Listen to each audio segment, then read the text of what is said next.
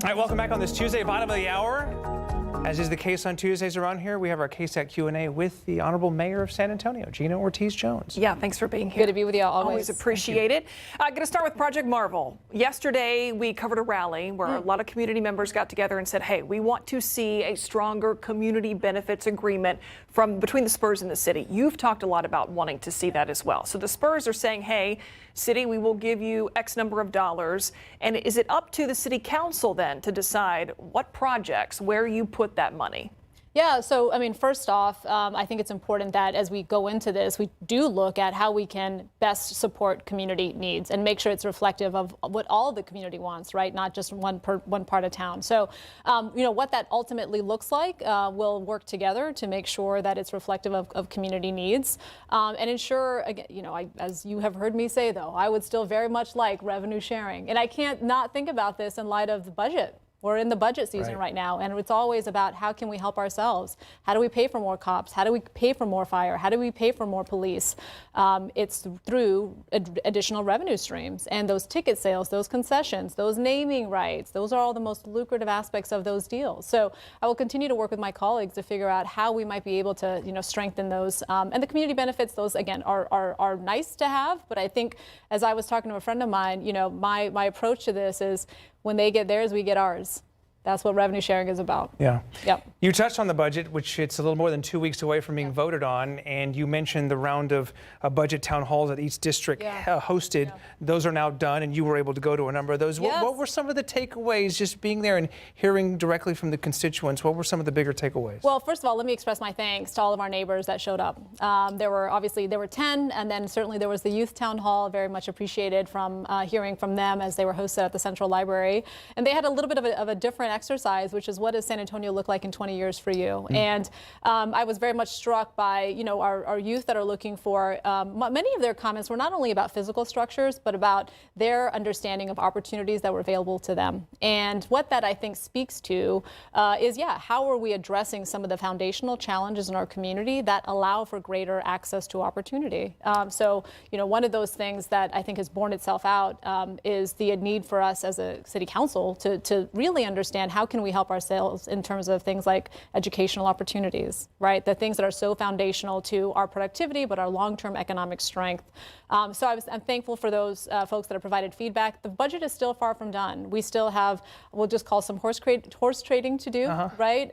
You know, some folks would like many more cops. One of the things I'm kind of in the back of my mind, as you all have heard me say, I'm very concerned about how the implementation of some of the cuts at the federal level will be seen in our community. So how can we help ourselves, in particular in areas like public health? Right. So I have asked, you know, what would a 20% plus up in Metro Health look like, understanding that much of their funding is from federal grants, which will go away. It's not if, it's when. And public health, we know, as we all very much remember COVID, right? As soon as that is out of control, it is very, very hard to adjust, especially as the county and some of our other stakeholders are also losing their funding. So public health is an area where I think we need to be strategic and resilient. We know in covering some of those budget town halls that Project Marvel came up in those conversations. Understandably, it's the highest profile thing happening within the city right now. Are you, you know, with now us being 2 months out from Election Day, right? The county's portion, that $311 million going before voters in November. Do you plan on taking a public stance on that, whether you support that measure? So I've been very clear. The measure that I support is if you pay twice, you should vote twice. I've said that, right?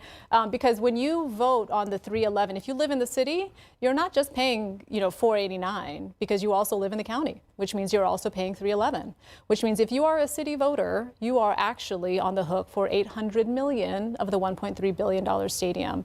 I think, you know, this has obviously moved very fast, and I think it's really important we have a strong public campaign that helps people understand not only the contours of the costs around the arena, but as I was sharing with you all earlier, there are other bills associated with this, right? Which is why I've been so focused on how do we look at shoring up some of the other bills, whether we look at revenue sharing to help our general fund, but also the bond. One of the things that came out in our budget meetings last week is based on the economic environment and based on what's happening with property taxes. You know, the bond that we do every 5 years, if it were to increase at the same rate that it had traditionally, we would be looking at a $1.9 billion bond. We are not. Our bond capacity, $500 million. Now, to give you some context in terms of what that could pay for, as you've heard me talk about, there are 14 city projects on the state's flood plan. 14 projects totaling $411. So if we don't get any help from the state to pay for those flood projects, and if we decided to do all of those as a council, pay for all of those, that doesn't give a lot. That's 89 million left for other things. And then it's like, okay, see you in 5 years. So we have to have some tough discussions about how do we best allocate that? Because again, there is a portion of the downtown development that does require infrastructure related bonds. So what's the right number as we also look at flood projects, as we also look at other infrastructure projects in our community? And that's a great transition to what we're seeing on the screen right now, with flooding obviously being very top of mind in this community. And where there are rain chances again this weekend. Yeah. We've We've just lost a couple of San Antonians in recent days due to flooding. And you said you're taking action in terms of just trying to get some results as it relates to flood relief. Well, those 14 projects, I mean, so we will try to address some of those in the budget, in the 26 budget. I think, though, we've got to walk and chew gum, and we do owe it to our community to say, hey, how are we addressing these things, many of which have been longstanding, especially if we're not going to get any help from the state. So what I'm going to do over the next kind of week and a half is tour each of those 14 sites in our community. 14 sites, $411 million. I look forward to doing that with my council members, and then us having a discussion with the community about, do we put all of these on how do we address these things, and what's the right tempo, again, in light of the other things. But I think I'm really, again, my heart goes out to the 2 neighbors that we lost in our community due to the flooding, and we have to move forward on this and give people an idea of what we're going to do to help ourselves. You know, that was in the area 410 I-35, not far from the video you were just seeing there of the damage caused mid-June along Vital Creek. Same general area. We know that the city launched an investigation into what happened along Vital Creek that led to 13 deaths.